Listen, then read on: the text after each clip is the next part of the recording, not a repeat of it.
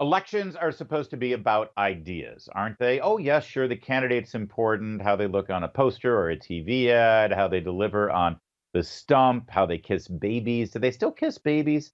That's all important. But ultimately, it's about ideas. And if you notice, ideas, policies, not a big part of the American political conversation these days. Well, I think 2024 is going to be an exception. I could be wrong, but I think it is going to be an exception. Let's continue with David Marcus, columnist at The Post, at FoxNews.com, at DailyMail.com, at DailyWire.com. Are you daily? What daily aren't you writing for these days, Marcus?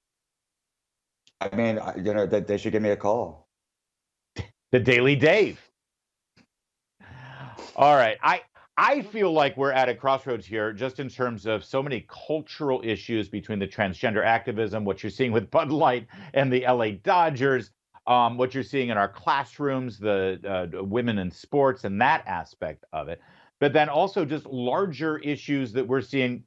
What's made Ron DeSantis, the man who is, one primary away from being the Republican nominee for president for the Republicans, are all of these issues that generally aren't your typical bread and butter Republican versus Democrat taxing and spending stuff. It's all these other new issues that he's harnessed down there that make him a comer. Do you agree? I mean, I could be wrong. You tell me that I'm being too optimistic, but I think this is going to be a very important debate of ideas coming up in 24. I agree with you, and I do think that what DeSantis brings to the table is a long list of accomplishments in Florida in terms of issues like school choice, in terms of issues like getting rid of the diversity departments in Florida's public Yeah. colleges, drag queen shows for kids, like. Yeah, I mean, his inauguration speech has probably been his best moment of the year, and he's struggled a little bit since then. But the key line from that is that Florida is where wokeness goes to die. And let's not forget, Donald Trump ran in a very similar way back in 2016. His line would be, we can't have political correctness. Political correctness is killing us, right? Yeah. Political correctness is now sort of referred to as wokeness. It's a more virulent strain of political correctness. And interestingly, we've seen Trump tack a little bit away from that culture war stuff, with somewhat of an embrace of Caitlyn Jenner, and you had Don Jr. saying, take it easy on Bud Light. So it'll be very interesting to see where people where that triangulates. Abortion is another one where Yeah. Trump seems to be trying to flank DeSantis from the left. So it's going to be very interesting to see how each of these candidates and the rest of them on the Republican side deal with these sort of third rail culture issues.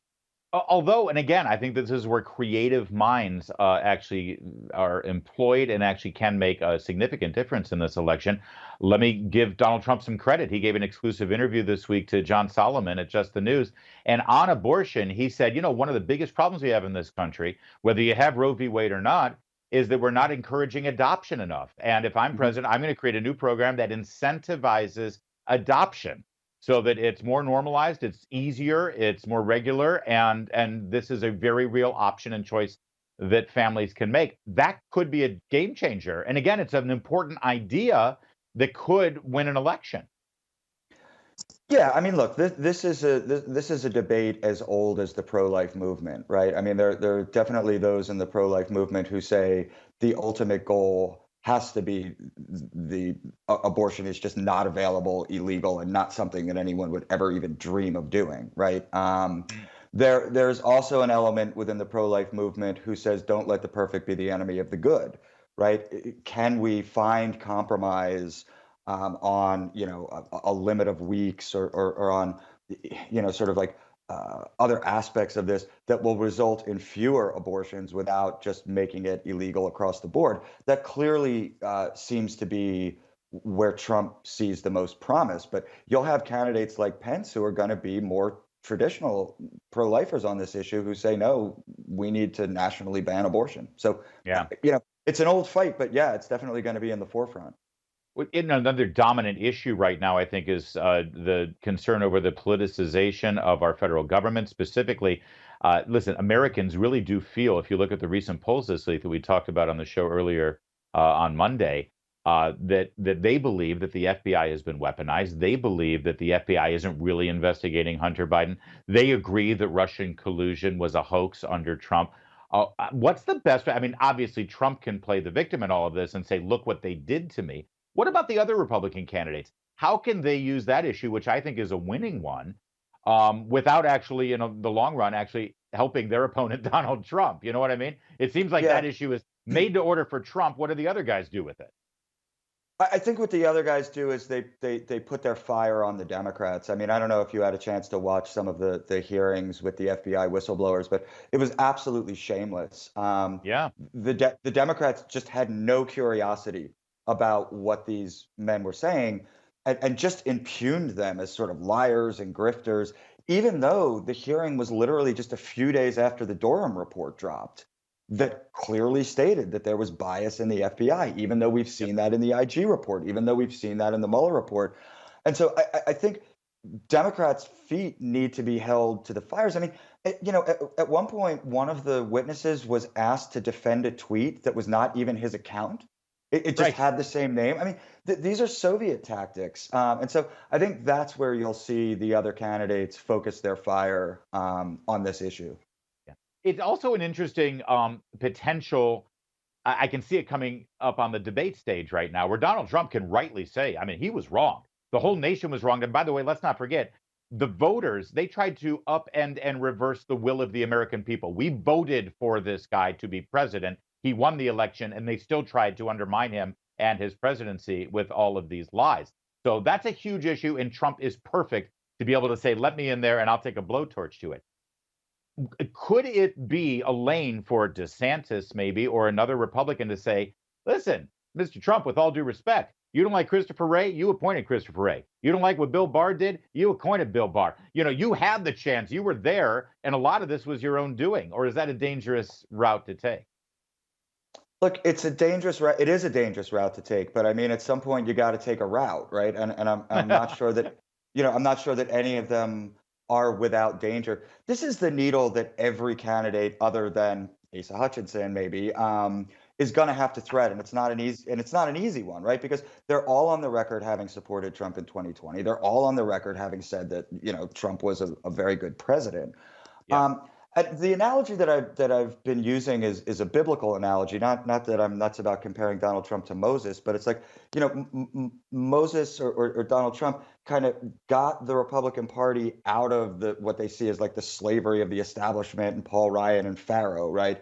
Brought them to the promised land, but because of his sins, is not really able to enter the promised land, right? So the answer isn't to go back to Pharaoh. Right. The answer is for someone to become the person who can lead the GOP into the promised land. And I think that's what DeSantis and Scott and these other candidates are going to present themselves as. I believe it was Joshua who was Yeah, eventually it able was to do that. Joshua. Yeah. By the way, I've And heard that's, people make that analogy with Barry Goldwater and Ronald Reagan, where ultimately Goldwater didn't become president. He sort of led them, though, and it was Joshua, Ronald Reagan, who yes. ended up being the president. Yeah. I think Final that's minute kind of the here. argument they have to make. Final minute. You're a Catholic. You also like sports. What are the Dodgers thinking? I mean, is this a tipping point, do you think, with this insanity? I mean, I'd like to hope so. I think that in general, we are seeing a lot of tipping points happening, right? With so many companies like dumping their DEI departments and kind of sort of waking up to this.